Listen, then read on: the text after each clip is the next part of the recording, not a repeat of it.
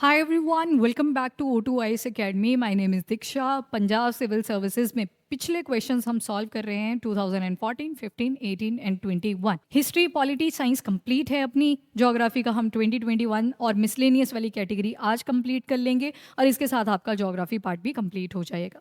इसके अलावा O2IS academy में आपको डिफरेंट कोर्सेज अवेलेबल मिलते हैं। ऑनलाइन ऑफलाइन बैचेस दोनों चलते हैं। रिकॉर्डेड लेक्चर्स आपको प्रोवाइड कर दिए जाते हैं। In case due to certain circumstances आप क्लास नहीं अटेंड कर पाते तो आपके पास रिकॉर्डेड की ऑप्शन अवेलेबल रहती है।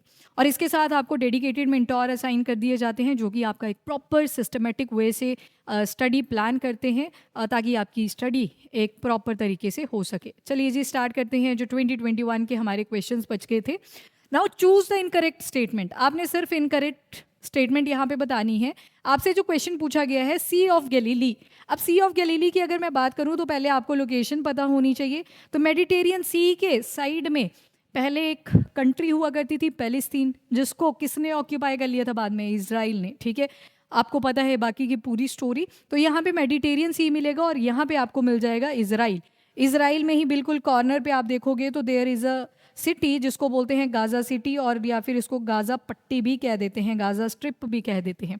तो इसराइल के अगर आप नॉर्थ ईस्टर्न पार्ट पे जाते हो तो यहाँ पे आपको एक सिटी मिलती है। सिटी का नाम है गैलीली।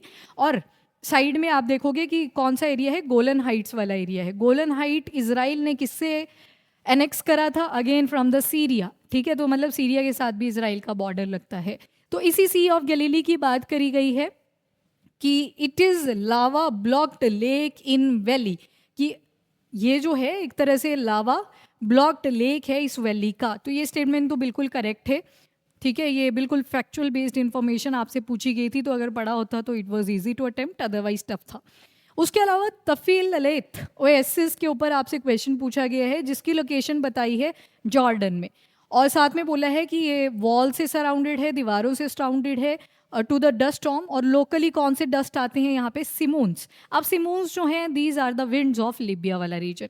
लिबिया कहाँ पे आएगा? आपके अफ्रीकन यूनियन में आ जाएगा। तो अफ्रीकन यूनियन और जॉर्डन, जॉर्डन आपका वहीं पे मिडल ईस्ट में आ रहा है। ठीक है, सॉरी यहाँ पे आ जाएगा मिडल ईस्ट में आ रहा है, मिडल ईस्ट।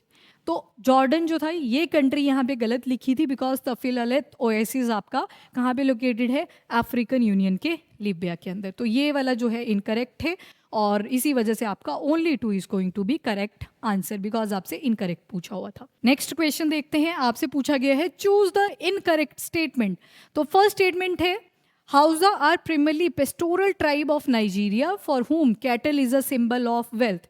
जो जानवर होते हैं इनके दे आर वेरी इंपॉर्टेंट। और साथ में लिखा है कि ये जो हाउसा ट्राइबल ग्रुप है ये कहाँ पे मिलता है? सिर्फ कंट्री ऑफ नाइजीरिया। नाइजीरिया आपको यहाँ पे मिल जाएगा। तो नाइजीरिया की अगर बात करें, ये वाली ट्राइब ना सिर्फ नाइजीरिया में मिलती है पर बहुत सारे पार्ट्स में मिल जाती है आपको अफ्रीकन यूनियन के। तो फर्स्ट स्टेटमेंट तो यहाँ पे हो जाएगी इनकरेक्ट। सेकेंड है about the Bindibu of Australia are primitive hunters and prefer to stay near the source of water. तो यहाँ पे ये स्टेटमेंट तो बिल्कुल करेक्ट हो जाएगी। तो आपसे इनकरेक्ट पूछा गया था तो that is going to be option A, only 1।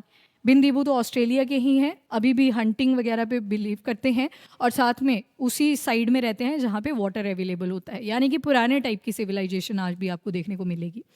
Next जो कैटेगरी है आपके क्वेश्चन की वो मिसलेनियस टाइप की है, जो सिर्फ करंट अफेयर्स में आप ज़्यादातर न्यूज़ में पढ़ते हो, स्टैटिक वाले पार्ट में उनमें फोकस नहीं किया जाता। तो on which river and between which 2 places is the national water way number 2 situated. अब यहाँ पे आपसे नेशनल हाईवे नहीं पूछा है, यहाँ पे आपसे पूछा गया है नेशनल वाटरवे नंबर 2। तो इसका जो करेक्ट आंसर है that is going to be Brahmaputra Sadiya Dhubri. ठीक है, उसके बाद है रेलवे जोन्स आपसे पूछ रखे हैं, उनके हेडक्वार्टर्स आपने बताने हैं। तो फर्स्ट है जैसे साउथ सेंट्रल। साउथ सेंट्रल इसके लिए डायरेक्शन लगा लेना, north south east and west. आपसे पूछा है साउथ सेंट्रल, यानी कि साउथ के बिल्कुल आपको ये मिल जाएगा सेंट्रल पोर्शन पे। तो यहाँ पे जो साउथ सेंट्रल है इसका जो हेडक्वार्टर है that is going to be Secunderabad. चलिए जी यहाँ पे इसको मैच कर लो, साउथ सेंट्रल का हो जाएगा 3rd, यानी कि ए विथ 3। फिर है आपका साउथ ईस्टर्न। साउथ ईस्टर्न कहाँ पे आ जाएगा? इस वाले पार्ट में।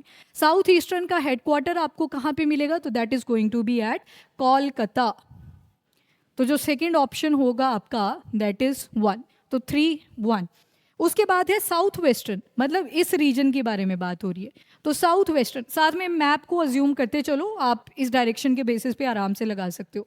साउथ वेस्टर्न की अगर बात करेंगे तो इसकी लोकेशन आ जाएगी हुबली, कर्नाटका वाला एरिया, तो ये भी निकल गया अपना। तो हुबली कहाँ पे है, सी विथ 4, तो 314। उसके अलावा है साउथ ईस्ट सेंट्रल, यानी कि इस वाले बात की कहीं बारे में बात हो रही है, और ये आ जाएगा बिलासपुर, यूपी वाला बिलासपुर, और this is going to be D का 2। तो 3142 इज करेक्ट सीक्वेंस, और यहाँ पे हो जाएगा आपका ऑप्शन ए। अगला क्वेश्चन आपसे बोला गया था which of the following not correctly match, तो आपने इनकरेक्ट वाला बताना है। तो यहाँ पे Mundra ultra mega power project, this is correct, Mundra वाला एरिया है। कांडला आपसे पूछा हुआ है टाइडल प्रोजेक्ट, ये भी ठीक है। उसके बाद सेतु समुद्रम, सेतु समुद्रम यहाँ पे इनकरेक्ट है। आप मुझे कमेंट में बताओगे कि इसका क्या आंसर आएगा, यानी कि कौन से टाइप का प्रोजेक्ट यहाँ पे चल रहा है। कुंडनकुलम देखोगे तो तमिलनाडु में अभी रिसेंटली रशिया ने भी यहाँ पे न्यूक्लियर रिएक्टर की सप्लाई कर दी थी। तो कुंडनकुलम जो न्यूक्लियर पावर प्लांट है that is located in Tamil Nadu. इसके अलावा यहाँ पे मद्रास वाला न्यूक्लियर पावर प्लांट है, ठीक है। कर्नाटका चले जाओगे, कर्नाटका में कैगा है। वैसे ही महाराष्ट्र में जाओगे रत्नापुर है। वैसे ही यहाँ पे गुजरात वाले हिस्से में आओगे तो देयर इज़ खाखरापार, खाखरापार। और वैसे ही ऊपर आओगे यूपी वाले हिस्से में, यहाँ पे आ जाएगा नवरोरा। और इसी के साथ साइड में आओगे राजस्थान में, यहाँ पे है रावत भट्टा। कितने हो गए, 1 2 3 4 5 6 7। और इसी के साथ आपको पता चल जाएगा कि इंडिया के अंदर total 7 nuclear power plant functional हैं, और न्यूक्लियर रिएक्टर कितने फंक्शनल हैं, तो 24, वो भी आपने ध्यान में रखना है। तो यहाँ पे आपका जो ऑप्शन सी है that is going to be incorrect, और तो मतलब ऑप्शन के हिसाब से करेक्ट है, और इनकरेक्ट आपसे पूछा गया था। नेक्स्ट क्वेश्चन है which among the following city is called 0 mile centre, तो कौन सी सिटी है वो, बिल्कुल फैक्चुअल सा क्वेश्चन है। आपका answer see that is Nagpur, और इसको इंडिया का जोग्राफिक सेंटर भी बोला जाता है, बिल्कुल 0 माइल सेंटर, याद रखिएगा नागपुर। तो इसी के साथ हमारे ज्योग्राफी के क्वेश्चन भी होते हैं कंप्लीट। अब हम अगले सब्जेक्ट को स्टार्ट करेंगे विच इज़ एनवायरनमेंट। और एनवायरनमेंट की एक खास बात है कि इसका आता है पूरा का पूरा करंट अफेयर। स्टैटिक में आपको सिर्फ टर्मिनोलॉजीज पढ़ाई जाती हैं, और यस ऐसे प्रोटोकॉल्स पढ़ाए जाते हैं जिनके ऊपर आते रहते हैं, कॉन्स्टेंटली क्वेश्चन आते हैं। जैसे मैं बात करूँ अगर क्योटो प्रोटोकॉल की, मॉन्ट्रियल प्रोटोकॉल की, तो आज भी इसके ऊपर क्वेश्चन बनते रहते हैं, ठीक है। तो इसको करेंगे start in the next lecture. तो अब अगर मैं बात करूं तो हमने हिस्ट्री कंप्लीट कर लिया, साइंस कंप्लीट कर लिया, पॉलिटी कंप्लीट कर लिया, ज्योग्राफी भी कंप्लीट कर ली, नाउ एनवायरनमेंट भी आपकी 2 या 3 दिन में कंप्लीट हो जाएगी। उसके अलावा हम पंजाब से रिलेटेड जो इंपॉर्टेंट करंट अफेयर्स हैं उनको भी कवर अप करेंगे, ठीक है। तो thank you everyone, have a nice day, keep studying and keep watching.